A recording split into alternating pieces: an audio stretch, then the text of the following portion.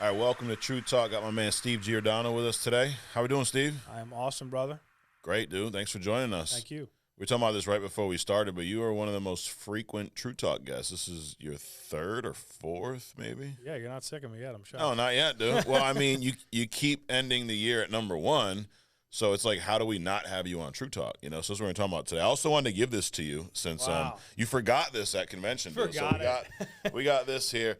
How many of these do you have now? 4. 4. Right, so this is the belt, the title for the number one producer in all of FFL. Champ is here. The champ is here. Acknowledge, Steve. Acknowledge me. You're also our number one producer of all time. Like, Family First Life's been around for over 10 years, and there's nobody that has sold more life insurance personally with us than you. So congratulations. Thank you for everything you do. But that's really what I want to talk about today is, like, I guess, why? Why every year do you, or 4 years in a row now, you finish number one, right? Why is that so important to you? You know, it's interesting because it's not always like my main goal. I think my main goal is to grow the team. But I do think this. I think I strive to be the best that I can be every day. And then if that turns into that, awesome. Yeah. And if it doesn't, I'm going to give it everything that I got every day. I also take a lot of pride in this company and what it's done for me. Yeah. And I take I have a lot of respect in the fact that I can kind of lead the company in some regard. You know, like at convention, one of the highlights for me was people kind of coming up to me, either asking questions and trying to figure stuff out and whatever level they're at here. Yeah. And then other people that you talked to like a year ago coming in saying, hey, you know, I did this one little thing that you said and like, wow, it really took my business to this level. I take a lot of pride in that, and I think the two things kind of go hand in hand when you're kind of the number one guy at a company. Yeah. That's a lot of responsibility that you need to kind of pass on to people. So those are kind of the things for me that really, I guess, kind of keep me motivated and keep me moving.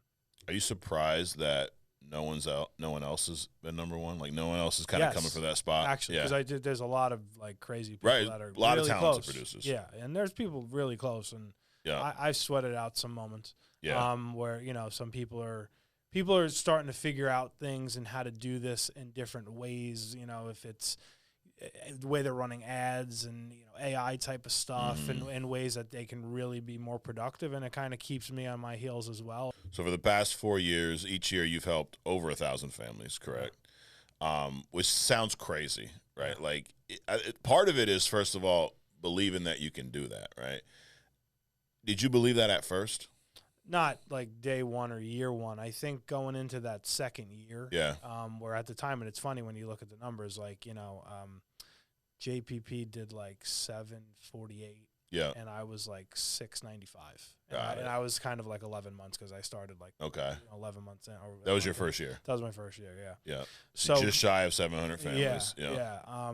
So going into the second year, I'm like, okay, like, kind of know what we spent and what the work looked like at 700. Have you always had such a good perspective, good mindset, or is there things that you've done, you know, when you got into this business that have kind of helped you maintain that?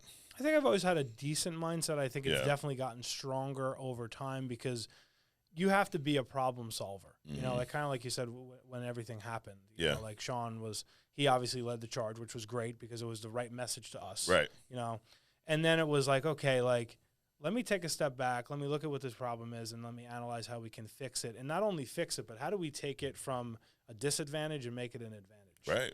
And that's something I think over time in my life and being in this industry and this company, I've gotten better at over time because I'm like, okay, like there's different ways to skin the cat. But let's take that negative, turn it into a positive, and not only that, but excel. Because my view was this in all of that was that all the people, this company and other companies that said, we can't do it, we can't sell. I'm like, I'm going to ravage every one of your clients. I'm going to go out and just tear it up. Right. Because, you know, how many people I met that year, and even now, you know, insurance agents that don't want to go above and beyond, and they don't want to do the little things that are really not that big of a deal. Right. But it's just going above and beyond for someone. And then you become their person for insurance. You know what I mean? Mm-hmm. So that was a huge thing for me. And I think over time of doing this and kind of studying entrepreneurship, it's like that's what those people do. Yeah. Like the sky isn't always falling. Right. You know, like all right, here's a problem. All right, there's a great solution. Yeah. Let's keep it moving. Absolutely. And, you just made a comment that, it's not a big deal. You also, I don't think you look at your production as a big deal. Like, it's not, it's just, that's what I do. This is what it is. Yeah.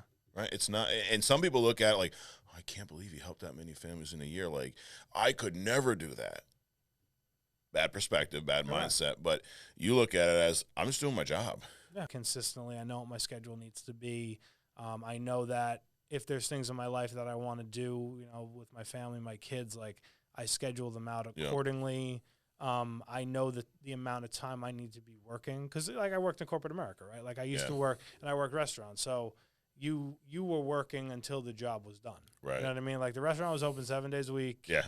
We did lunch and dinner 7 days a week. Some weeks maybe you were working a little less, but a lot of the time you were working more. It's the same kind of mindset. Where it's like, okay, like the time I need to work, and then I'm going to schedule these things I need to do with my friends, family, whatever, around that. Yeah, absolutely. So 4 years in a row now, I'm going to put you on the spot here, Steve. Yeah. Are you 2025, we're at annual convention, we'll be giving away another badass belt. We're actually already talking to the guy. We're going to have it up here pretty soon. Cool. Am I going to be handing this to you again? Yeah, why not? I think I'm going to keep working and keep doing my thing. I mean, I'm not like slowing down. I mean, I'm trying to do things a little differently, obviously more team focused and with the integrity deal and stuff like that and doing different things. But I mean, like I'm still selling. I mean, and look, if somebody comes and beats me, like good for you. Like that's one. And then I think we had last year, like 5 or 6 weeks. Yeah, it was like people like all over the stage that helped over 1,000 families. And it's just crazy, the art of the possible. Mm-hmm. And then again, with what's going on now with technology and what we're doing, like Ethos Link, like we were just talking about that a little earlier, like the possibilities are endless. If that makes sense. Yeah, I think the first time you won the belt, like you were here and then everyone else was here. And to your point, this past year, you were here, but dude, there was 3 or 4 people right there, which is great. And it's like that whole 4-minute mile deal, right? The first time, like prior to that, I think most people, probably all of our company, thought you could not help 1,000 families in a year. Like that's crazy, right? But you prove that it could be done, and then next thing you know, you get 1 or 2 more. Dude, next year we'll have probably 10, 15 people that have helped over 1,000 families, which is great. We did a TNL recently, right? And one of the things we touched on briefly was riding a roller coaster. I want to talk about that a little bit more because that, I believe, is one of the keys to figuring out how to sell. Like how to be consistent, because that roller coaster is every new agent rides it. Some people ride the highs way too much. Some people ride the lows way too much. Some people ride both, When you first started, what did you struggle more with, riding the highs or the lows? I think the lows has always been for me because I've never like sat there and been like, oh my God, you sold this much this day, week, or month. I've never, the entire time I've done this. Have I been happy about it or whatever? But to me, it's always been like it's just another day at the office. It's another week, another month at the office. Yeah. The lows, I'll get very annoyed and in my own head on the lows. But I think the good trait that I have is I acknowledge it, I let it sit there a minute, and then I move on. Yeah. I don't, because I'm like, am I going to do anything about it? Right. Am I going to change? No. Yeah, can't fix it now. What I can fix is I lost this. Let me go gain these 3. Right. You know what I mean? And I think it all goes back to if you run this like a business and work it like a job, you're gonna have enough funding for the business to have enough people to talk to, and then you're gonna actually work it day in and day out, and just constantly the activity is gonna overcome, and activity is also gonna make you better. Yeah. So riding that roller coaster, the key of it is just don't get too, oh, I'm so great. You know what I mean? Like, have the mentality that be confident in what you're doing and acknowledge that you're good at what you're doing, but understand like everybody's got a long way to go. Right. We don't all have it figured out by any stretch. Yeah. And it's like, look around, dude, there's plenty of other people doing it as well. So like if you're going, I'm so great, I'm the best ever, like there's like 100 people that are right neck and neck with you. Like what we do is, it's not easy, but it's simple. Right. You know, so to get on your high, oh, I'm a mate, like, dude, you're talking to people that filled out a form asking for life insurance. Right. Let's Ego will kill you. Yeah, exactly.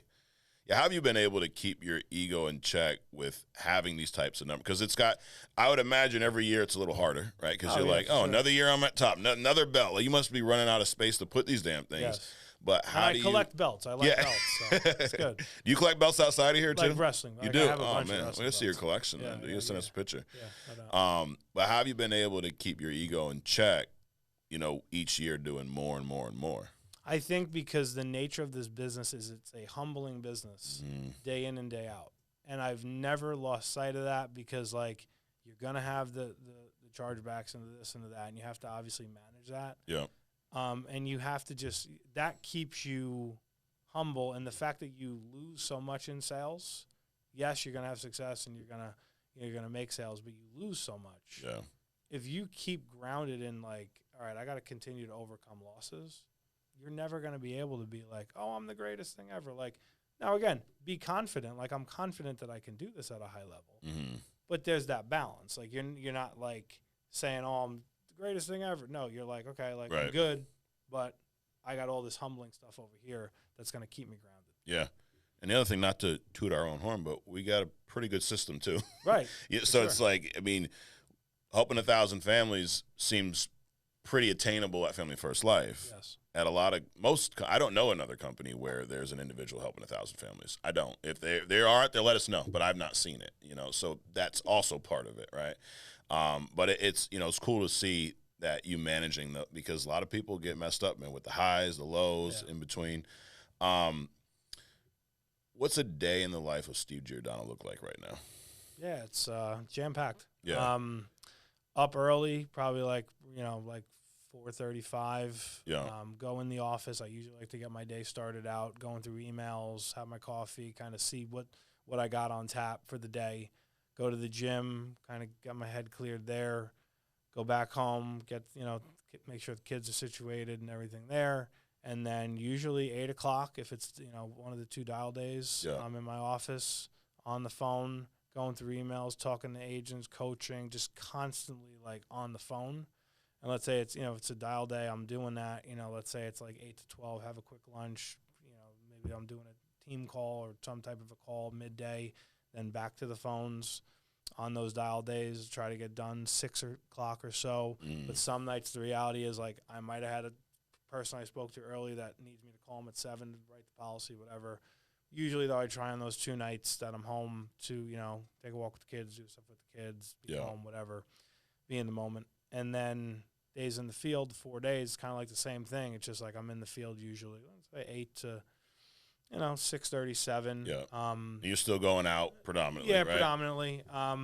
Now, like from appointment count perspective, I used to be and tried to be diehard 30. Yeah. I'm probably like 18 to 25, and then like the virtual stuff is like Okay. filler. So there might be a lot of days I might have like 2 appointments in the morning, then I'm home, and then I'll do like more agency stuff at home in my home office, and then like, I might have like 3 or 4 appointments in the evening kind of a thing. Yeah. Like the days get broken up a little bit differently than they did in like 2020.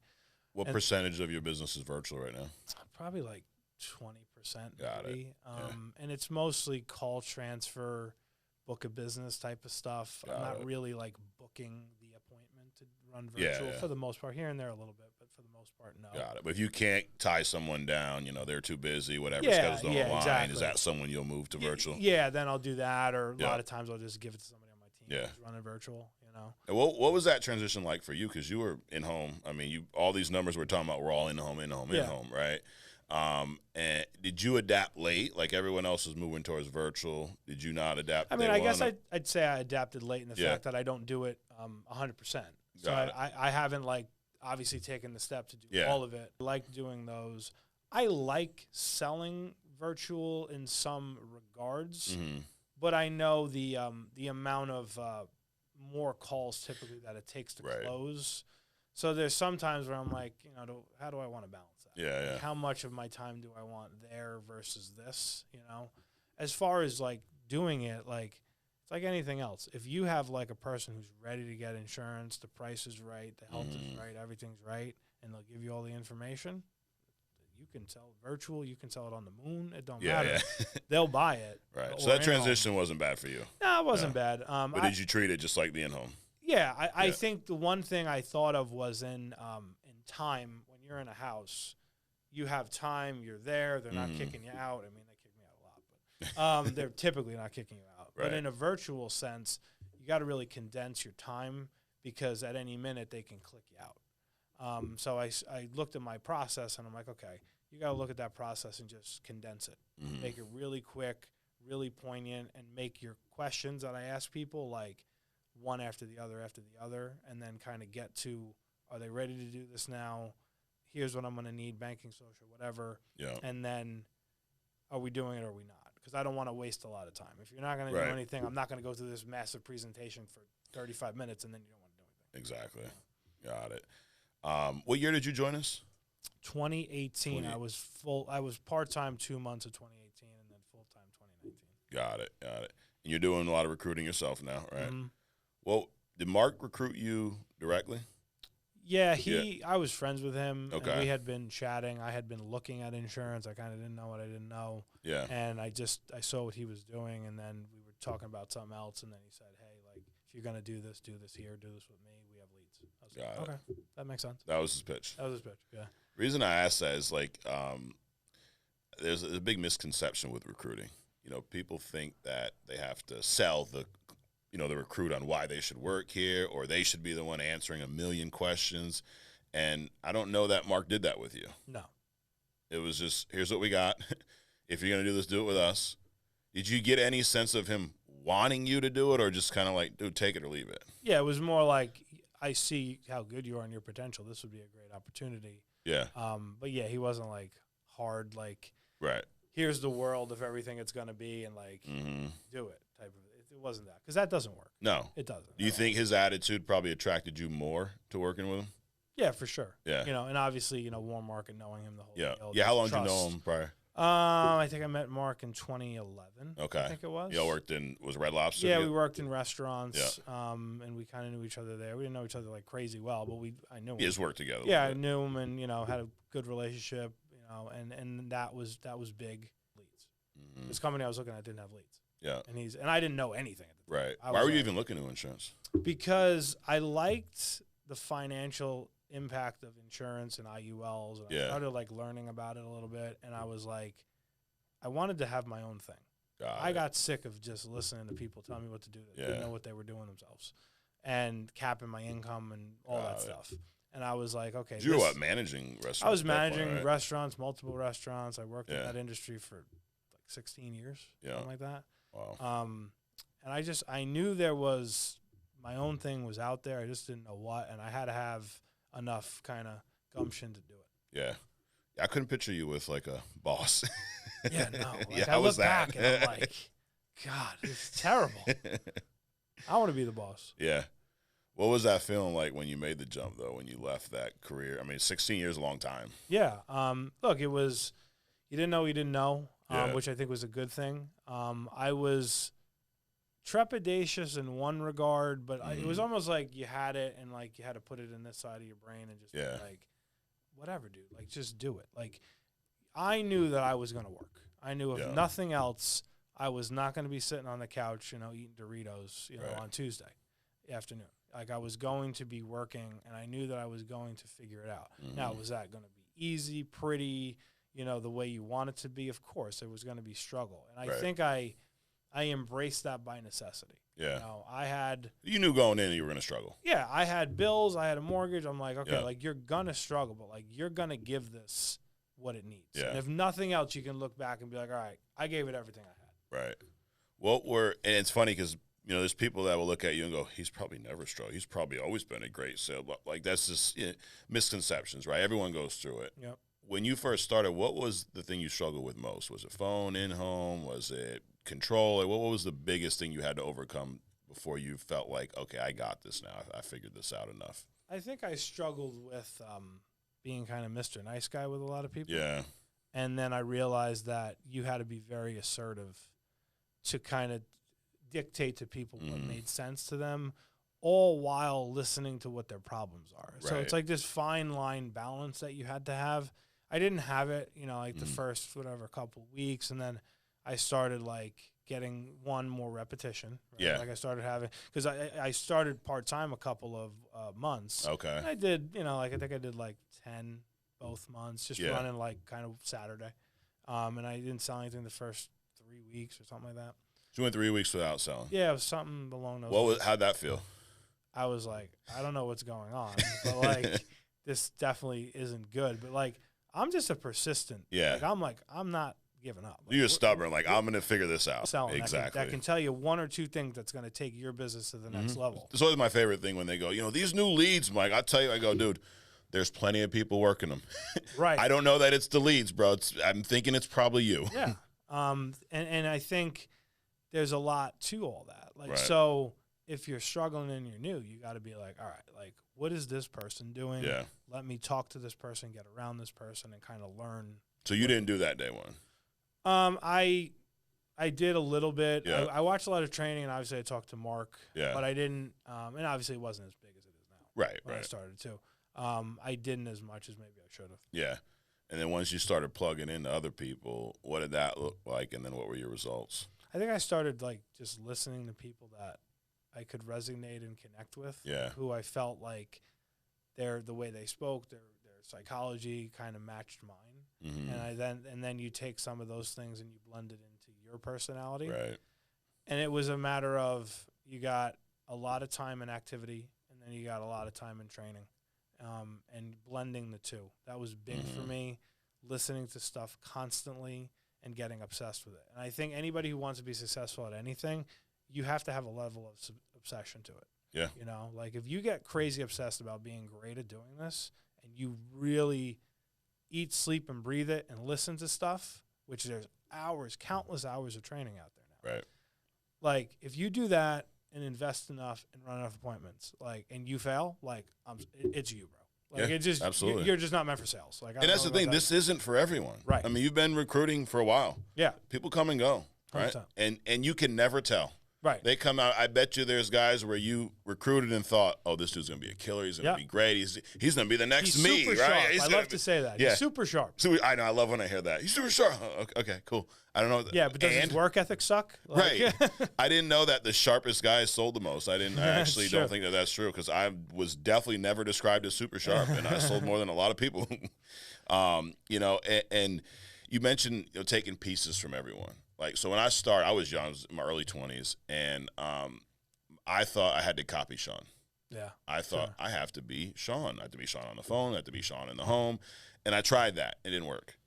Once I started, I took some things from Sean that I could do, and then I watched someone else. I watched someone like a Mark or an Andrew or whoever, and I go, I'll do it. And then I took from all of them, and then I came up with my own thing.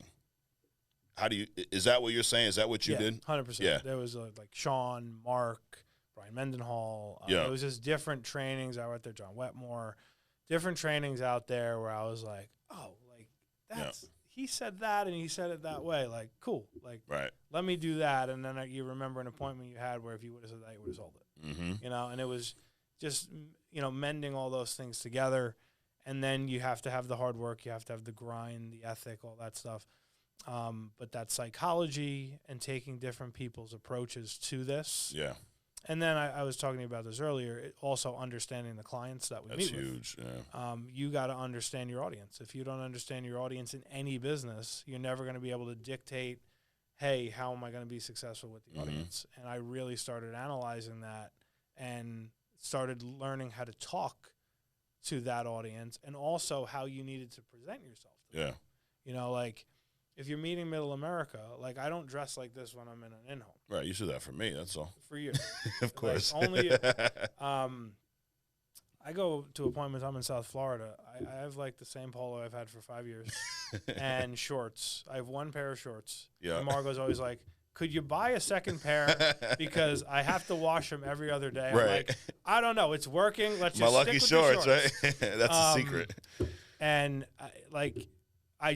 but that's the clientele that I'm meeting. Yeah. Like we're in South Florida. They're all in, like beat up t-shirt and shorts because it's 100 degrees. Like, and now I'm just coming in, and I think the credibility becomes in how you connect with people and how you speak to them, eye contact, Yeah. and the way I look. Like I look presentable. I'm not saying I don't look presentable, Right. but it's the way you kind of come across and your knowledge and how you speak and how you connect with them. And then they're like, okay, like you know what you're doing. You've been here, and it's also you got to talk to them, telling them that you do this. Right. Like I tell people a lot. It's like I'm licensed in every state. I have an agency. I have thousands of clients. And sometimes I'll throw it out there. Like if people are reluctant, I'm like, or I need to think, I need to talk to another person. I usually when they tell me that, I go, well, I sell more insurance than like half of the country does. So I'm probably a good person to talk to. Right. You know, just because I've done this a lot. Yeah. And a lot of times, like, they're like, oh, really? I'm Yeah. like, yeah, here, you can look me up. Right. And they're like, oh, okay. Like, you look like you know what you're doing. We'll go with it. You know? So just be you. Right. I think a lot of times when an agent gets started, they're trying to figure out who they're supposed to be in the appointment. It's like, dude, just be yourself, right? You mentioned that early on you struggled with being too nice. You came from a hospitality background. Yeah. I mean, it's always, I mean, a guy bitches about his steak 4 times, and maybe he ordered it incorrectly, but you're going to remake it, right? You're going to do everything, and then you're going to take it off the bill. Like, you're always trying to make the client happy. So that, would you say, kind of followed you into this business, totally. right? And what would happen with your clients then? Well, what would happen is, one, they would eat me alive Yeah. early on, right? And then 2, you were not taking the control of the situation. You wanted everything to fit exactly the way that they wanted it. This is completely opposite. Not everybody's going to get the policy that they want based on their health, their budget, but $1 of insurance is better than $0 of insurance. So if we now look at what is going to work for you and your health and your budget and dictate that, and I can show you how it's going to work, and then, all right, this is what it's going to do in the long run for you, and you got to be really stern in that. It started turning into like, okay, like they're not taking advantage of me anymore. Now we're actually like getting to the place where we're getting them what they need. Yeah. And it's funny, it's all about perspective. I've had a conversation with agents where they say, I can't be that rude to my client. Like, what do you mean rude? You know what's rude to your client is not helping your client. Yeah. But it's a perspective thing, right? Because, well, I don't want to say – I struggled with final expense when I first started because I was like 22 years old, and I'm meeting with people that are 70, 80 years old, and I was always taught as a kid, hey, respect your elder, you know. So I'm like, me and you sitting down, I could push you till you got a policy or ask me to leave. But the guy who was 80, and it's like, I felt like – and then when I stepped back, and Sean's like, dude, you know they're closer, right? Like, they're close. Like, you're actually disrespecting them by not telling them the truth, by not shooting them straight. And then what you realize is a lot of times that ambivalence, that fear, it's really only on your side. Like, this whole, they're going to get so uncomfortable. Dude, people, and you've been thrown out, but dude, the line, you think it's here, but it's way over here. Oh, yeah. It takes a lot, dude.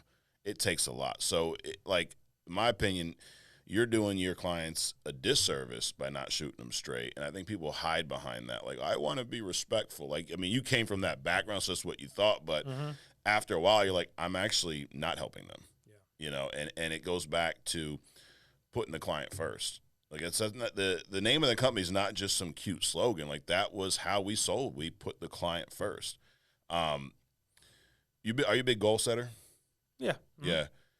What does that look like for you? Because, I mean, your numbers are up here, but when you're setting your goals, like, do you set them weekly, monthly, yearly? What's that look like? And then you're not always on track, right? You set a goal, I want to do X, and then what do you do when you realize, shit, this is my goal, but I'm off of it?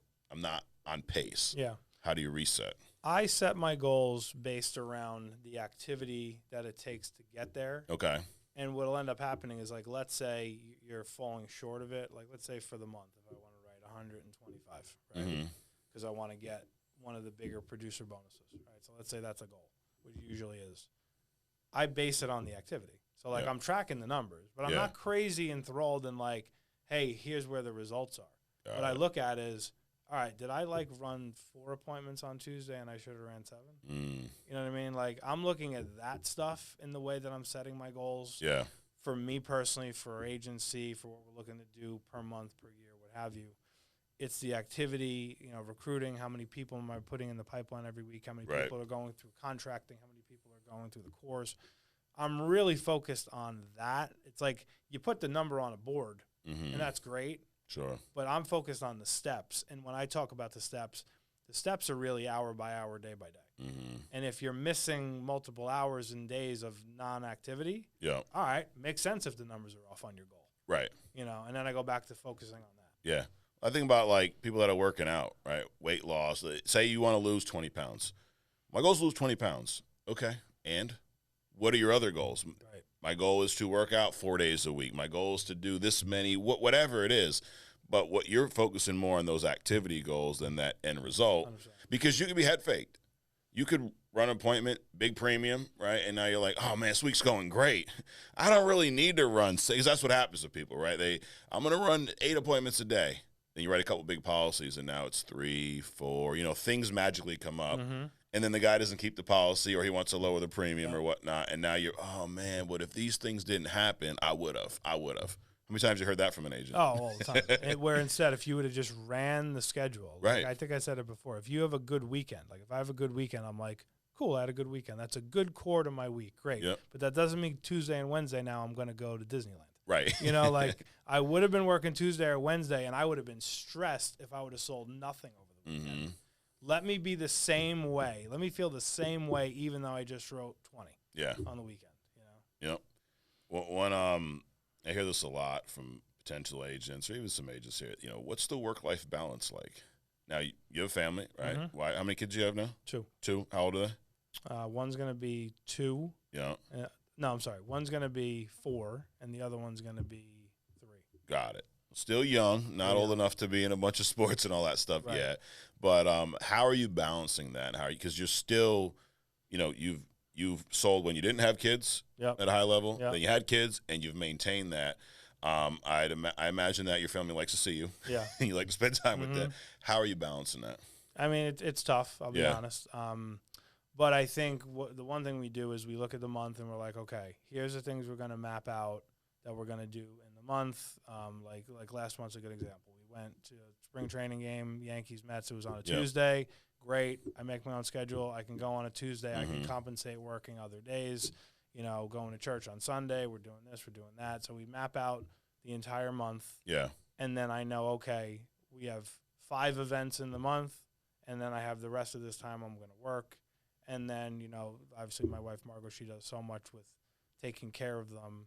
And then, I'm trying to just like, okay, I'm running my schedule. And then like on a Monday or a Thursday after dialing, okay, dialing is done. Like, all right, now he's going to a swim lesson, or now we're going for a family walk. I try to make the things that I'm doing and when I'm there impactful. Yeah. I try for the most part to be in the moment when I'm in the moment, which is not always easy because we work in a business where our phone goes off every 37 seconds. So, you got to balance that the best you can. I'm not the greatest at it, but I try. But, it's interesting with what you're doing for your kids and why you're doing it for your kids. I started an IUL for my son when he was born, my firstborn. Yeah. Paying, a couple $100 a month. And I had called the company about it. I had a question or something a couple weeks ago, and they're like, oh, he's got like 10 grand in there. I'm like, man, I'm going to be dad of the year one year. Exactly. I'm going to be the greatest dad ever when he's like, got X amount of money when he's growing up. So, you can never, time is the most important thing. Money's never going to be more important than time. But there's a fine line because when they're able to do things like when my wife's able to take him today to a Bible study and when he's able to go to swimming lessons, that's possible because of what I'm able to do. Right.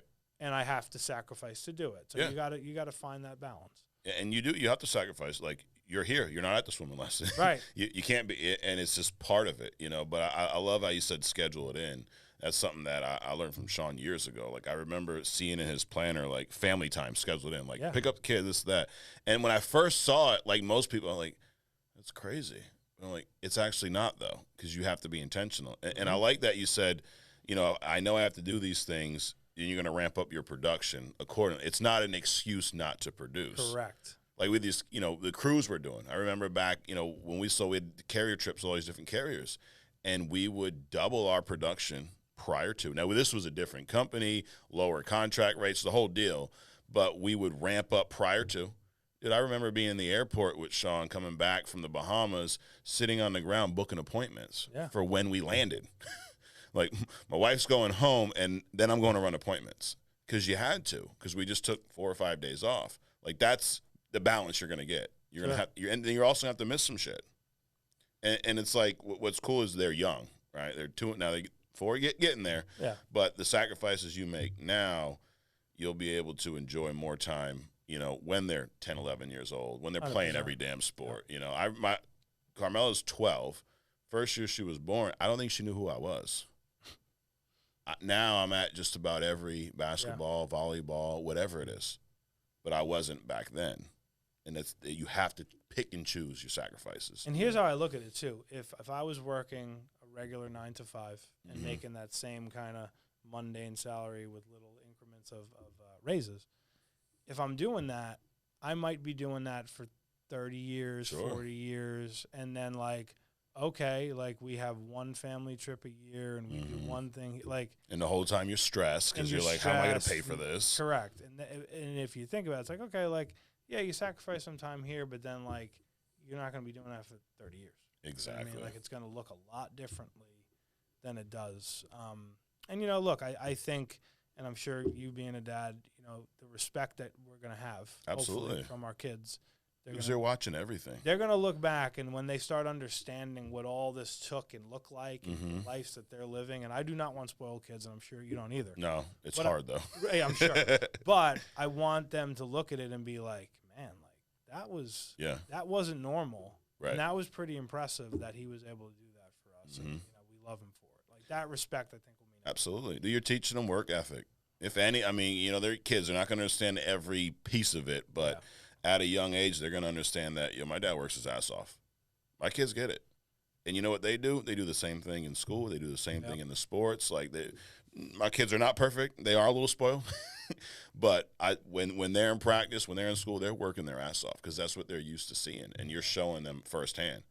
Because, dude, you can show them or you can tell them. They ain't listening. You have plenty of parents that don't do shit, but, we're going to do all this. Like, yeah, but you're not. You're leading by example, which is awesome. You're in the restaurant business for a long time. Yeah. Dude, what's some of the craziest things you've seen? And we're going to switch gears. Here's the best one. Okay. Actually, it just popped in my head. All right. Talk about having bad memories. I'll never forget there was, like, a fight that broke out in a restaurant, and this one woman, she throws a baby at another woman. Oh, my God. And I think we went to, like, catch the baby. And then the second inclination was like, why in the hell are you throwing your baby? Right. Like, use your fist. Like, that probably would be the craziest one. This wasn't Waffle House, was it? No, this is not Waffle House. Sounds like something. Yeah, because that's usually where you're allowed to fight. It's like Jerry Springer, Waffle House. 2 places you're allowed to fight and it's legally. just craziness. Like, I'm just like, what are we doing here? Like, yeah, so it probably would be fights. There's probably a couple other fight stories of things that I saw I had a breakup type of thing. Were you GM at that time? Or Yes. Yeah. I'm just like, you're the guy that has to catch the baby. I'm like, what are we doing? Nuts. Yeah. How many times did you ask yourself that while you were in the business? Like, what am I doing here? Oh, yeah, a lot. Yeah. Because now the industry was one that was like I was always able to make money and be employed. Obviously, everybody always has to eat, right? Yeah. However, there was just the ceiling and the promotions and things you had to do. They were just very political, a lot of times unattainable. A lot of times you had to move all over the country to get promotions. Yeah. It got to the point where it was just like, all right, like you moved around a little bit, right? Aren't you originally from Long Island? Long Island, moved to Pennsylvania, moved to Tennessee, moved to Florida. Yeah. Got it. So restaurant brought you to Florida. Now you're there. Yeah. Love Florida. Yeah. That's awesome. At what point with us did you realize, like, this is it? This is where I'm going to be for a while? Because, I mean, even in the beginning, like you said, it was still some uncertainty, right? Like, and even once you got going, like, you knew you could do it, but did you know that you'd want to be here a long time? At what point did you realize, hey, this is the deal. This is where I'm going to be for a while? Is honestly very early on. Really? Because I'll tell you why. I was so all in early on, and I also had been one, like, I had worked jobs for a very long time. I had worked in that industry a very long time. Like, I was not the serial jumper from job to job. It just wasn't me. Yeah. I was a career person. I was, like a corporate America person. So I understood, like, you're going to be somewhere and not jumping around. And I'll never forget, it was like month 2. I had a spare bedroom in my old house, and we had done nothing with it. We lived in the house like maybe 2-3 years. And I'm like, okay, we're going to make this a badass office. Mm-hmm. We're going to go all in. I got a built-in desk, hung TV on the wall, the whole thing. I had pictures, painted it. It was the nicest thing. I remember I did like a video. I put it on Facebook, a video of like, I had like my FFL shirt on and I'm playing like FFL music, the True Talk music. Yeah. and I was like, that was it. I'm like, I am all into this. Yeah. I'm like, this is it. Like, I'm building a home office. Like, this is what we're doing. And that was like month 2. Really? I think it was. So how many families were you helping? I mean, the 10, first 20? one I did was 21 my first month, and then I did 34. And I think Got I was in the process. Like, when I first got going, coming off of that convention in February 2019, I'm like, okay, like, we're making this a home office, number one. Got like, it. that's the first thing we're doing. Yeah. So I think that's a key thing for new agents. Like, a lot of people dip in one toe. A lot of people dip in a foot. Like, they don't jump in and I'm here. Yeah. And if it sucks, and it's gonna suck at times, like, so be it. Right. And I'm gonna fight through it. And then it's gonna get better, and then it's gonna get really better, and then I'm gonna excel. Yeah. You know. But a lot of people, they don't do that. They're like, oh, you know, it's like dating. Like, well, you know, she's okay, but I might go to this one over here. Like, go all in sometimes. You know what I mean? Like, and that was kind of my thought process. I did that home office, and I'm like, all right, like, this is it. Yeah. We're here, we're going, and let's see what happens. And it's like, what I love about you, dude, is I feel like you have that same mentality you have now back then before you had the results. Yes. And that's how you get big, and so that's how you grow, is you have to see it before it happens. 100%. You know, so you were second month in on your way to help 30 families, and you're in there playing True Talk music, building out your office, making videos, but that's all in.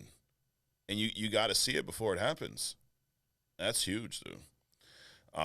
This is good stuff. Last thing, you mentioned convention, right? Why is that so important? Like, you still, it's funny, you talk to people and you get all kinds of perspective. I love it, it was great, or it took me out of the field, and they were talking about this there, and like, okay, you've gone to everyone since you've been with us, right?